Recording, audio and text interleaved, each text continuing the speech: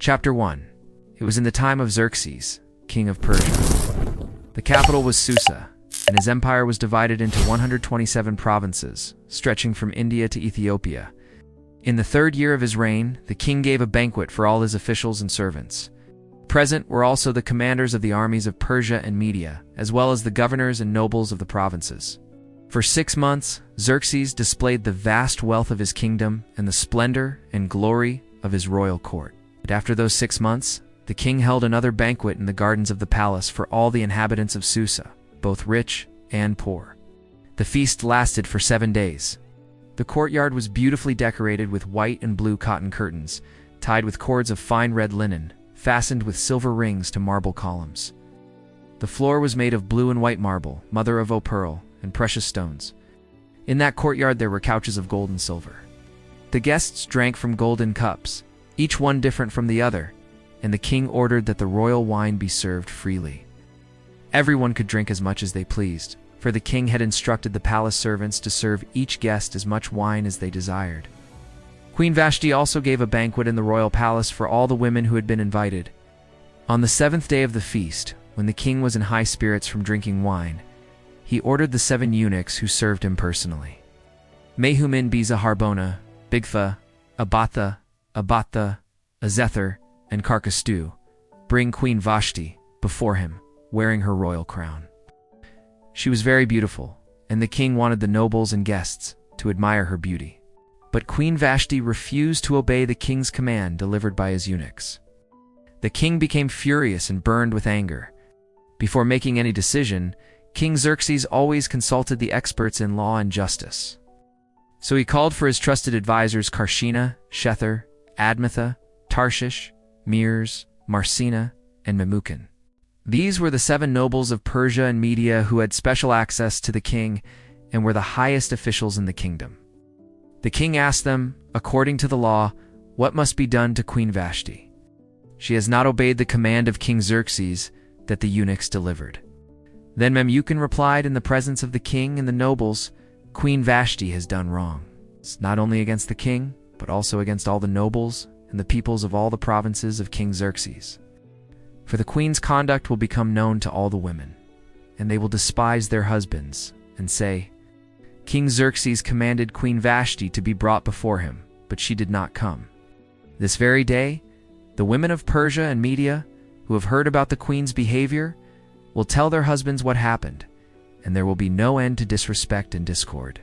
Therefore, if it pleases the king, let him issue a royal decree and have it written in the laws of Persia and Media, which cannot be repealed, that Vashti is never again to enter the presence of King Xerxes.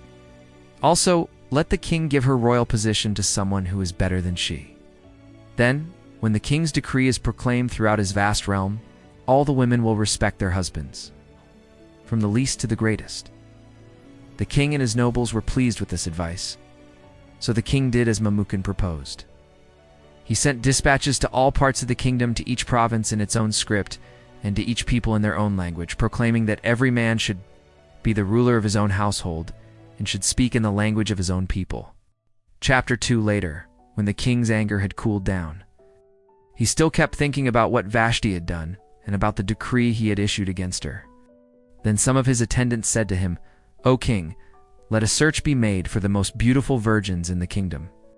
Appoint officers in every province of your realm to bring all the beautiful young women to the royal harem in the citadel of Susa. They are to be placed under the care of Hege, the king's eunuch in charge of the harem, and let beauty treatments be given to them. Then let the young woman who pleases the king the most be made queen instead of Vashti. The king liked the proposal and agreed to it.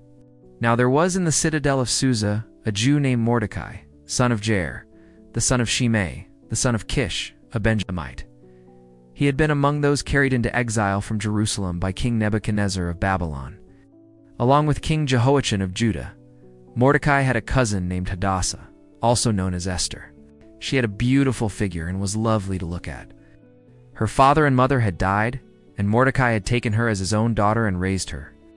When the king's order and decree had been proclaimed, many young women were brought to the citadel of Susa and placed under the care of Hege, who was in charge of the harem. Esther was also taken to the king's palace and entrusted to Hege. She pleased him and won his favor. Immediately, he provided her with beauty treatments and special food. He assigned her 7 female attendants chosen from the king's palace and moved her and her attendants into the best place in the harem. Esther had not revealed her nationality or her family background because Mordecai had instructed her not to. Every day Mordecai walked near the courtyard of the harem to find out how Esther was and what was happening to her. The beauty treatment for the young women lasted 12 months, 6 months with oil of myrrh, and 6 with perfumes and other cosmetics.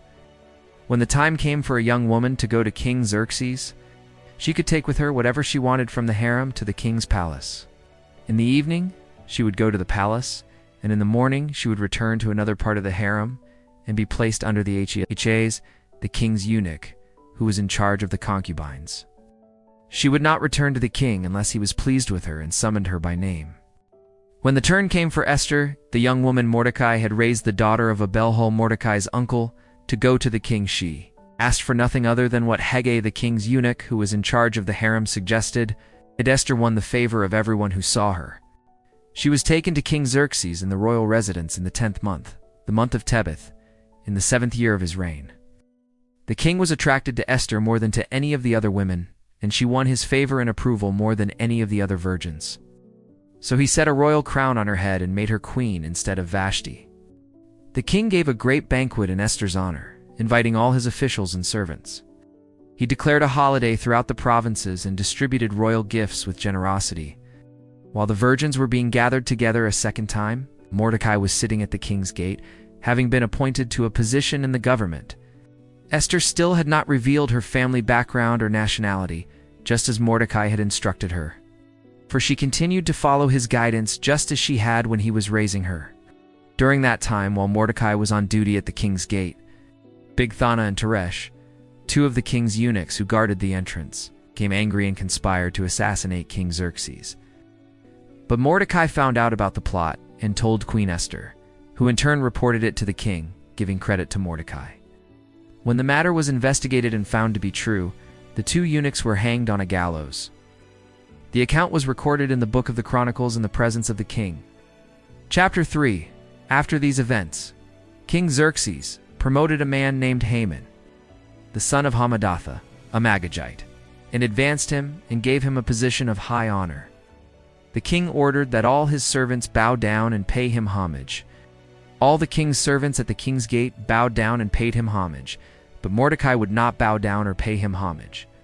Then the king's servants who were at the king's gate said to Mordecai, "Why do you transgress the king's command?" Each day they tried to force him to bow down and pay him homage, but he would not. So they reported the matter to Haman to see whether Mordecai's behavior would stand. When Haman saw that Mordecai would not bow down or pay him homage, Haman was filled with rage. But when he learned that Mordecai was a Jew, Haman determined not only to lay hands on Mordecai alone, but to seek to destroy all the Jews who were throughout the whole kingdom of Xerxes. In the 1st month, which is the month Nisan, in the 12th year of King Xerxes, Haman cast the pur, that is, the lot, to determine the day and the month for striking down the Jews. It came up for the 13th day of the 12th month, the month Adar. Then Haman went and told the king what he had planned. "There is a certain people dispersed and separated among the peoples in all the provinces of your kingdom. Their customs are different from those of every other people, and they do not keep the king's laws. It is not in the king's interest to tolerate them. If it please the king, let a decree go forth to destroy them. And I will pay into the royal treasury 342,000 kilograms of silver to cover the king's expenses." So the king took his signet ring from his hand and gave it to Haman, son of Hammedatha, the Agagite, the enemy of the Jews. And the king said to Haman, "The money is yours. Do with the people as you please." Then the king's scribes were summoned on the 13th day of the 1st month, and the decree was written according to all that Haman commanded, to the king's satraps, to the governors who were over each province, and to the officials of each people, every province, in its own script, and every people in its own language. The letters were written in the name of King Xerxes, and sealed with the king's signet ring. Dispatches were sent by couriers to all the king's provinces to destroy, kill, and annihilate all the Jews, young and old, children and women, on one day, the 13th day of the 12th month Adar, and to plunder their goods.